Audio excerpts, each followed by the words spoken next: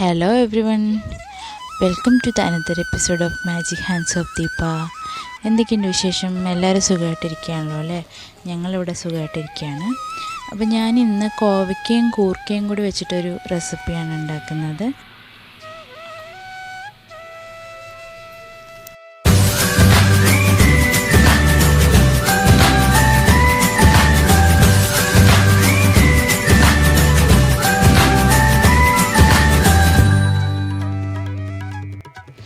നമുക്ക് തുടങ്ങാം.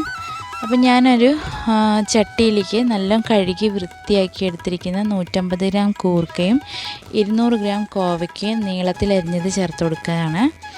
അപ്പോൾ ഇനി നമുക്ക് ഇതിൻ്റെ കൂടെ തന്നെ ബാക്കി ഇൻഗ്രീഡിയൻസ് ഇട്ടിട്ട് എല്ലാം കൂടെ ഒരുമിച്ച് കൈകൊണ്ട് നല്ലപോലെ തിരുമ്മി യോജിപ്പിച്ച് കൊടുക്കണം. ഞാനിപ്പോൾ അരിഞ്ഞു വെച്ചിരിക്കുന്ന ചെറിയുള്ളിയും വെളുത്തുള്ളിയും ഇഞ്ചിയും പച്ചമുളകും ചേർക്കുന്നുണ്ട്. ഒരു 4 പച്ചമുളകുണ്ട് കേട്ടോ. അപ്പോൾ പച്ചമുളകും കൂടി ചേർത്ത് കൊടുക്കാം.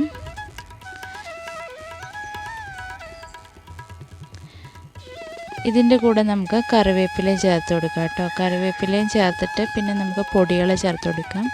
ഞാനൊരു 1/2 ടീസ്പൂൺ മഞ്ഞൾപ്പൊടിയാണ് ചേർക്കുന്നത്. ഒരു 1.5 ടീസ്പൂണ് മുളക് പൊടിയും കൂടി ചേർക്കുന്നുണ്ട്. ആവശ്യത്തിന് ഉപ്പ് ചേർക്കുക. എന്നിട്ട് നമുക്ക് തിരുമ്മിയ തേങ്ങയും കൂടി ചേർത്ത് കൊടുക്കണം. അതിൻ്റെ കൂടെ ഒരു 3-4 കുടംപുളിയും കൂടി ചേർക്കുന്നുണ്ട്.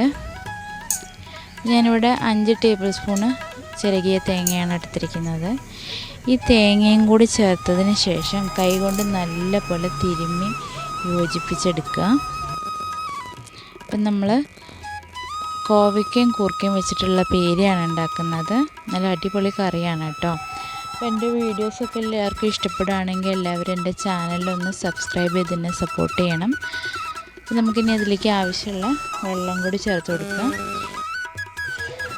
ഇനി ഇത് നമുക്കൊന്ന് മീഡിയം ഫ്ലെയിമിൽ വെച്ചിട്ട് ഈ കൂർക്കയും കോവയ്ക്കും വേവുന്നിടം വരെ വേവിച്ചെടുക്കാം. ഇടയ്ക്കൊന്ന് നമുക്കൊന്ന് ഇളക്കി കൊടുത്തു നോക്കണം.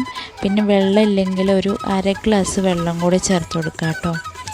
അപ്പോൾ ഇത് പകുതി വേവായിട്ടുണ്ട്. ഇനിയും ഒരു 10 മിനിറ്റും കൂടി വെന്തോട്ടെ. നമുക്കിതൊന്നും കൂടി ഇളക്കി യോജിപ്പിച്ച് കൊടുക്കാം. കൂർക്ക വേകാനാണ് കുറച്ച് സമയം വേണ്ടുള്ളൂ കേട്ടോ. കൂർക്ക വെന്തോന്നൊന്ന് നോക്കാം. ഏകദേശം കൂർക്ക വെന്തിട്ടുണ്ട്. എന്നാലും നമുക്ക് ഈ വെള്ളം ഒന്നും കൂടി വറ്റിച്ചെടുക്കണം. പിന്നെ നിങ്ങൾ ഉപ്പ് നോക്കിയിട്ട് ആവശ്യത്തിനനുസരിച്ചുള്ള ഉപ്പ് ചേർത്ത് കൊടുക്കുക. എനിക്ക് കുറച്ചും കൂടി ഉപ്പ് ചേർക്കണം, അതുകൊണ്ട് ഞാൻ കുറച്ചും കൂടി ഉപ്പ് ചേർത്ത് കൊടുക്കുന്നുണ്ട്.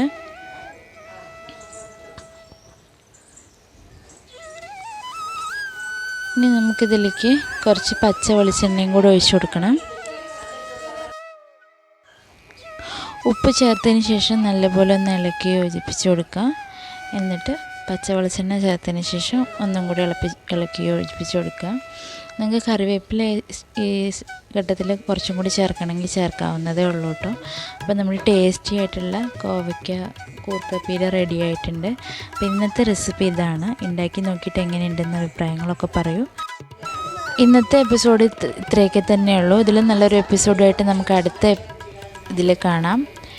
അപ്പോൾ എൻ്റെ വീഡിയോസൊക്കെ ഇഷ്ടപ്പെടുകയാണെങ്കിൽ എൻ്റെ ചാനലൊന്ന് സബ്സ്ക്രൈബ് ചെയ്ത് സപ്പോർട്ട് ചെയ്യണം, ലൈക്ക് ചെയ്യണം, ഷെയർ ചെയ്യണം, കമൻറ്റ് ചെയ്യണം. അപ്പോൾ നമുക്ക് അടുത്ത വീഡിയോയിൽ കാണാം. അപ്പോൾ എല്ലാവരും സന്തോഷമായിട്ടിരിക്കുക. Thank you for watching.